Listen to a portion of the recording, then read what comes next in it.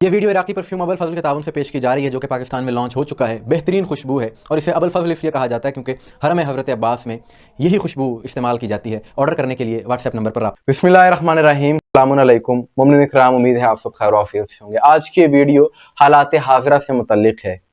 سعودی عرب اور عراق کے درمیان، وہاں کے لوگوں کے درمیان کشیدگی، اور اب یہ قومی سطح سے آگے نکل کر ایک مسلک کی رنگ بھی اختیار کر چکی ہے، جس مسئلے پر ہم بات کرنے والے ہیں۔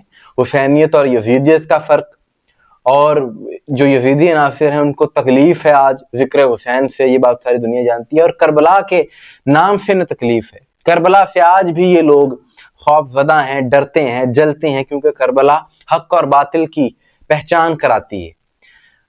14 اکتوبر 2025 کچھ روز پہلے سعودی عرب کے شہر جدہ میں، وہاں کے ایک سٹیڈیم میں، وہاں پر ایک فٹ بال میچ کھیلا گیا عراق کی ٹیم کے درمیان اور سعودی عرب کی ٹیم کے درمیان۔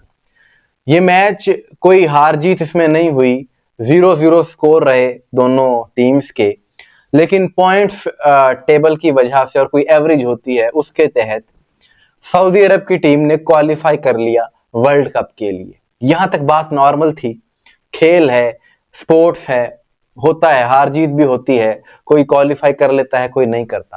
لیکن ہنگامہ اس وقت برپا ہوا اور مسلک کی رنگ یہ کھیل اس وقت اختیار کر گیا کہ جب ایک ویڈیو اسی میچ کی وائرل ہوئی سوشل میڈیا پر، کہ جس میں ایک سعودی عرب سے تعلق رکھنے والا شہری، اس نے گھٹیا حرکت کی، اور اس نے کیا کیا کہ اس نے کربلا کے متعلق انتہائی نامناسب الفاظ کہے، توہین آمیز الفاظ کہے، اور کہا کہ ہم نے کربلا کا دروازہ توڑ دیا ہے۔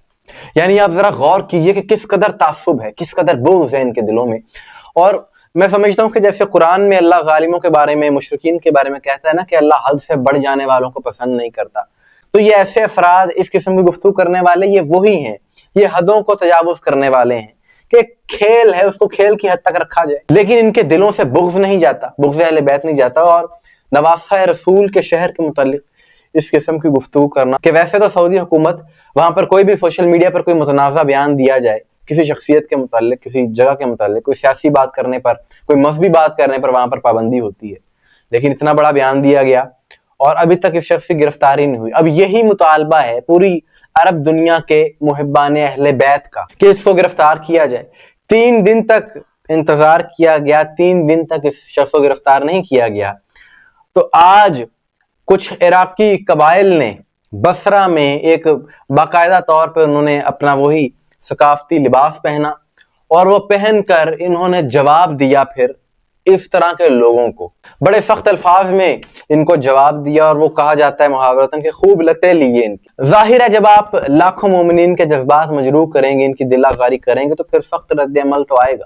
تو وہ قبائل اکٹھے ہوئے، اور ان میں سے ایک شاعر، وہ شاعری کر رہا ہے اپنے انداز میں، اور عربی زبان میں وہ انہیں جواب دے رہا ہے، اور اس نے ان لوگوں کو مخاطب کر کے کہا کہ تم یہ کہتے ہو کہ ہم نے کربلا کا دروازہ توڑ دیا، اپنی حیثیت تو دیکھو۔ اور پھر لفظ اس نے سخت استعمال کیے، اس نے ان کو ابن الشرد کہہ کر مخاطب کیا، جو کہتا ہے کہ جنگ سے فرار ہونے والوں کی اولادوں۔ اور صرف انہی قبائل نے نہیں بلکہ دیگر لوگوں نے بھی عرب دنیا میں اس چیز کی مذمت کی، اہل سنت اکابرین نے بھی مذمت، اور انہوں نے کہا کہ رسول اللہ کے نواسے کے متعلق اس قسم کی گفتگو یہ انتہائی قابل مذمت ہے، اور کھیل کو کھیل کی حد تک رکھنا چاہیے۔ تو بات یہ ہے کہ واقعاً یہ جو عمل کیا گیا ہے سعودی عرب کے اس شہری کی جانب سے، یہ انتہائی نازیبہ حرکت ہے، اور سعودی عرب کو چاہیے کہ اس شخص کی وجہ سے جو عالم اسلام کے جذبات مجروح ہوئے ہیں، تو اس کو گرفتار کیا جائے، کیونکہ پورے عالم اسلام میں اس کی گرفتاری کا مطالبہ ہے، ہونا بھی چاہیے۔ اور ایک اور بات بھی ممکن ہے، وہ یہ کہ یہ جو شخص نے یہ بات کی ہے، ہو سکتا ہے اس کے پیچھے کوئی طاغوتی ایجنڈا ہو۔